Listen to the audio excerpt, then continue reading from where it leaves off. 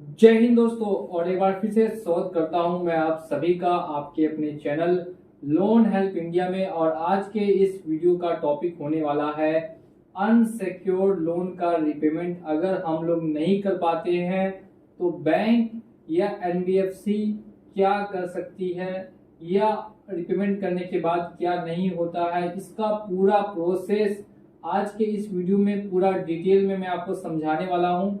तो वीडियो बहुत ही ज़्यादा आप लोगों के लिए इम्पोर्टेंट होगा अगर आप बैंकिंग से रिलेटेड इस अनसिक्योर्ड लोन के पूरे टर्म को जानना चाहते हैं या इसमें इच्छुक है। तो ये वीडियो आप लास्ट तक वॉच करेंगे, पूरा डिटेल में मैं आपको बताऊंगा और समझाऊंगा कि अनसिक्योर्ड लोन कैसे लिया जाता है, कैसे डिफॉल्ट करने पे बैंक क्या क्या करती है, सारी चीज़ें आज के इस वीडियो में कवर करने वाले हैं। स्टार्टिंग से स्टार्ट करेंगे। और देखिए, सबसे पहले बात करते हैं कि अनसिक्योर्ड लोन होते कितने तरीके के हैं। सबसे पहले बात कर लेते हैं यहाँ पे, जो आप या तो बैंक से लेंगे पर्सनल लोन, या फिर आप किसी एक एनबीएफसी से लेंगे पर्सनल लोन, ठीक है, और या फिर आप यूज करते हैं क्रेडिट कार्ड। इन तीन तरीके से आप अनसिक्योर्ड लोन ले सकते हैं। अब यहाँ पे ध्यान ये देना है कि बैंक का एग्जांपल मैं दे देता हूँ, SBI bank, Punjab national bank, HDFC bank. NBFC का एग्जांपल हो गया बजाज फाइनेंस, आदित्य बिरला फाइनेंस, और भी ऐसी कई एनबीएफसी एप्लीकेशंस भी हैं। क्रेडिट कार्ड आप किसी का भी यूज कर सकते हैं। तो अगर ऐसे तीनों में से किसी भी चीज को अगर आपने यूज किया है या यहाँ से कहीं से भी लोन लिया है तो इसको हम बोलते हैं अनसिक्योर्ड लोन। अब इसको अनसिक्योर्ड लोन क्यों कहा जाता है? क्योंकि इसमें आपने अपनी किसी भी प्रॉपर्टी को मॉर्गेज यानी कि गिरवी नहीं रखा। ये आपको मिलता है किस बेसिस पे? तो ये आपको मिलता है गुड सिविल पे। जिसका जितना अच्छा सिविल होगा उसको उतना ज्यादा ही बैंक पर्सनल लोन देती है। अब ध्यान ये भी दीजिएगा कि बैंक जो ये लोन देती है, बाकी जो सिक्योर्ड लोन होता है उसका इंटरेस्ट रेट आपको लगता है 8 to 10%, बस इससे ज्यादा इंटरेस्ट रेट नहीं लगता। भले ही आप बाइक लोन उठा लीजिए, होम लोन उठा लीजिए, या अदर किसी तरीके का गोल्ड लोन, ये भी सब सिक्योर लोन है, तो इसमें इंटरेस्ट रेट काफी कम रहता है। इसी के मुकाबले अगर पर्सनल लोन देखेंगे तो इसमें जो इंटरेस्ट रेट चार्ज करती है बैंक, वो चार्ज करती है 16% से लेके 50% तक का आपको इंटरेस्ट चार्ज किया जाता है। अब ये 16% से 50% का इंटरेस्ट रेट चार्ज करने का पीछे का कारण समझिए कि हाई इंटरेस्ट रेट क्यों होता है। क्योंकि बैंक को अच्छे से पता है कि अगर बैंक 100 लोगों को लोन देगी, बैंक ने अगर 100 लोगों को लोन दिया तो उसमें से 10 से 15 ऐसे लोग होंगे जो लोन वापस नहीं देंगे। तो अब इसमें बच जाते हैं 85। तो बैंक यही चाहेगी कि जो 85 लोग उनको लोन देंगे उसी में इनका भी पैसा कवर हो जाए और साथ साथ में इनको प्रॉफिट भी हो जाए। इसी वजह से बैंक क्या करती है कि आपको इंटरेस्ट रेट इसमें हाई रखती है। अब मान लेते हैं ये जो 10-15% लोग लोन नहीं देते हैं, इनकी बात करेंगे आज के इस वीडियो में, तो ध्यान से देखते रहिए। अब आप समझ गए होंगे कि ये अनसिक्योर लोन कैसे है और कैसे कैसे किस किस तरीके के लोन को हम लोग अनसिक्योर लोन कहते हैं। अब ध्यान यहाँ पे देने वाली नेक्स्ट बात यह है कि मान लेते हैं आपने लोन को डिफॉल्ट कर दिया, ठीक है। अब ये जो 10 से 15% लोग हैं जो लोन नहीं दे पाते हैं, जिनको बैंक बोलती है डिफॉल्टर। तो अब बैंक के पास इतना टाइम नहीं है, ना ही बैंक के पास इतना समय है कि वो सभी डिफॉल्टर को एक एक करके कॉल करे और कॉल करके उनसे रिक्वेस्ट करे। तो इस वजह से बैंक क्या करती है कि इन सभी का जो डाटा होता है ये दे देती है कॉल एजेंसी को। जहां से कॉल आपको आते हैं, ये थर्ड पार्टी इनको कहते हैं। तो बैंक क्या करेगी, आपका डाटा दे देगी कॉल एजेंसी को, बैंक हो या एनबीएफसी हो कोई भी। अब कॉल एजेंसी वाले आपको बार बार कॉल करेंगे, आपका पेमेंट ड्यू है, आपका पेमेंट ड्यू है, जल्द से जल्द आप पेमेंट करवा दीजिए, आपका पेमेंट ड्यू है। तो ये जो आपको कॉल आते हैं ये आते हैं कॉल की एजेंसी से। अब यहाँ पे देखिए, कॉल के एजेंसी वाले सिर्फ कॉल करेंगे और कॉल कर करके बार बार रिमाइंड करेंगे। अब इसमें से क्या होगा कि इनमें से कुछ लोग कॉल पे ही पैसा वापस दे देते हैं और कुछ लोग पैसा नहीं देते हैं। अब यहाँ पे देखिए एक चीज याद रखना है, 0 to 90 डेज, 0 to 90 डेज में सिर्फ आपको कॉल वगैरह आएंगे। और जब 90 दिन कंप्लीट हो जाएगा जब 90 दिन कंप्लीट हो जाते हैं तो उसके बाद आपका लोन चला जाता है NPA में, यानी कि नॉन परफॉर्मिंग एसेट।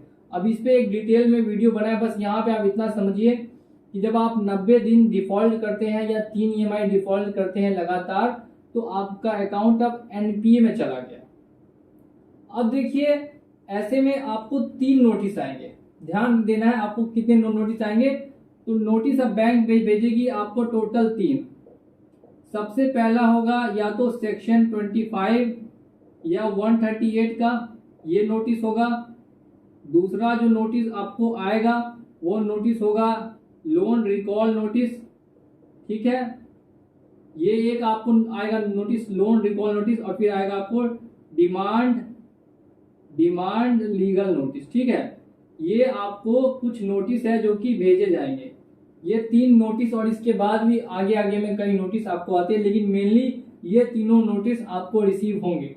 पहला है सेक्शन 25 या 138 का नोटिस, दूसरा है लोन रिकॉल नोटिस, और तीसरा है डिमांड लीगल नोटिस।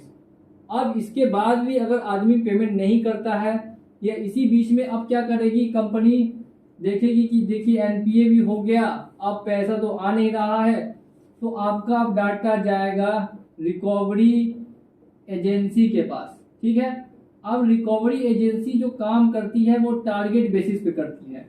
अब रिकवरी एजेंसी जितना भी पैसा आप लोगों से लेकर आएगी तो उनको इनका मिलता है 10% तक का कमीशन, इन लोगों का फिक्स होता है, जिसमें से जो रिकवरी एजेंट होते हैं जो आपके घर पहुंच जाते हैं पैसा मांगने के लिए, उनका जो कमीशन होता है वो 5% के आसपास में होता है। फिर से समझिए, रिकवरी एजेंसी का जो कमीशन होगा वो लगभग 10% होगा, और रिकवरी एजेंट का जो कमीशन होगा वो 5% होगा। क्योंकि अब बैंक को पता चल गया कि ये बंदा जो है वो लोन देने वाला नहीं है, अब जो भी इससे पैसा वसूली कर सकते हैं जल्द से जल्द कर लेते हैं, इसीलिए रिकवरी एजेंसी के पास आपका केस भेजेंगे, और रिकवरी एजेंसी जो है आपके घर रिकवरी एजेंट बार बार भेजेगी लोन की वसूली के लिए। अब क्यों भेजती है, क्योंकि उनको 5% या 10% का कमीशन मिलता है, कमीशन बेसिस पे काम होता है। अगर 1 लाख रुपए ये लोग रिकवर करेंगे तो इसमें से 10,000 इनको बचेगा, जिसमें से 5,000 ये रिकवरी एजेंट भी रखेगा। अब इसी बीच में रिकवरी एजेंट आके कुछ गलत हरकत भी करते हैं, या फिर जो भी हरकत करते हैं इसके बारे में अलग वीडियो में बात करते हैं, ठीक है। अब यहाँ पे रिकवरी एजेंट मान लेते हैं कि ये ले पाता है पैसा तो ठीक है, नहीं तो फिर बैंक आपको नेक्स्ट इसके बाद ऑफर करती है सेटलमेंट। देखिए, अब सेटलमेंट क्या होता है, अब बैंक को पता है कि उसका पैसा मर गया, सामने वाले बंदे के पास अब पैसा है ही नहीं, देने के लिए फूटी कौड़ी तक नहीं है, तो अब वो ऐसे में सेटलमेंट के प्रोसेस में प्रोसीड करती है। सेटलमेंट में पहले आपको डायरेक्टली 50-30% का नहीं ऑफर होगा, पहले आपको होगा जो आपका आउटस्टैंडिंग अमाउंट है जिसमें कि फाइन पेनल्टी चार्जेस है वो सब हट जाएगा, और जो प्रिंसिपल है उसमें से 20% का डिस्काउंट मिलेगा। अब नेक्स्ट आपको पहले सेटलमेंट पे ऑफर होता है 80% पे। अब कुछ लोग होते हैं जिनको पता नहीं होता कि सेटलमेंट कैसे करना है, कब करना है, तो इसके रिलेटेड अगर आपको दिक्कत है तो आप हमारे व्हाट्सएप से भी कांटेक्ट कर सकते हैं, व्हाट्सएप नंबर दिया हुआ है। तो पहला जो सेटलमेंट आपको मिलेगा वो 80% में मिलेगा, फिर 60%, फिर 40% और लास्ट 20% तक का मिलता है। अब वो डिपेंड करता है इस चीज पे कि आपकी बार्गेनिंग स्किल्स कितनी अच्छी है, कितना आप बार्गेन कर सकते हैं, इस बेसिस पे आपका सेटलमेंट बैंक करती है। और क्यों करती है, क्योंकि बैंक को पता है कि उसका पैसा अब मर चुका है, अगर थोड़ा बहुत भी पैसा आता है तो वो रिकवर कर ले। अब सेटलमेंट करने से सिविल खराब होगा, सेटलमेंट करने से सिविल खराब होगा, लेकिन ये जो बैंक बार बार परेशान कर रही है रिकवरी एजेंट के लिए, कॉल एजेंसी से कॉल करवा कर ये सब कुछ बंद हो जाएगा, ठीक है। तो ये पूरा प्रोसेस मैंने बताया लोन को डिफॉल्ट करने के बाद, ऐसा डिटेल वीडियो आपको पूरे यूट्यूब पर कहीं पर भी नहीं मिलेगा। तो यही मैंने पूरा प्रोसेस बता दिया सेटलमेंट तक। अब कुछ लोग होते हैं वो सेटलमेंट भी नहीं करते, अब यहाँ पे बात करते हैं उन लोगों की जो सेटलमेंट तक नहीं करते। तो ऐसे में देखिए इनके पास 2 ऑप्शन होते हैं। पहला ऑप्शन ये हो सकता है कि सेटलमेंट भी नहीं हुआ तो कोर्ट केस करें। अब कोर्ट केस में देखिए, कोर्ट केस में अगर ये लोग कोर्ट केस कर भी देते हैं तो ऐसे में बहुत ही कम चांसेस है कि पैसे रिकवर हो, क्योंकि बैंक को भी पता है कि पैसा तो रिकवर होगा नहीं, उल्टा थोड़ा बहुत पैसा खर्च हो जाएगा कोर्ट केस में।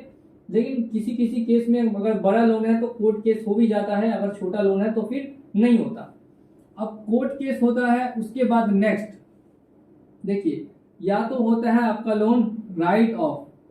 राइट ऑफ अगर हम लोग बोले यानी कि वो अपने बैंकिंग में से आपका जो पैसा है वो हटा देते हैं, बोल देते हैं इसका पैसा जो राइट ऑफ कर दिया गया, यानी हमारे खाते में से अब हटा दिया गया, इसका जो भी लोन था वो हमारे खाते में नहीं है। अगर राइट ऑफ नहीं करेंगे तो एनपीए अकाउंट बढ़ेंगे। तो अब जो सेटलमेंट भी नहीं कर पाते हैं उनके लिए यहाँ पे दो ऑप्शन खुल के आते हैं, सबसे पहला कोर्ट केस का और दूसरा होता है राइट ऑफ का।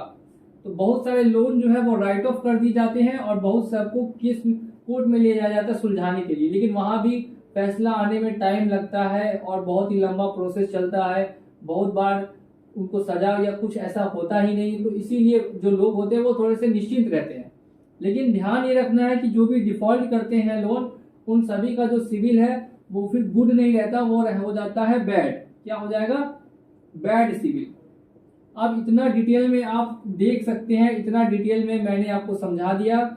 इतने डिटेल में कोई भी यूट्यूब पे आपको लोन के बारे में नहीं समझाएगा। जिसको लोन की एबीसीबी नहीं आती है वो भी ये पूरा वीडियो देख के सीख जाएगा कि लोन अगर बैंक का हम लोग डिफॉल्ट करते हैं तो क्या क्या प्रोसेस होता है।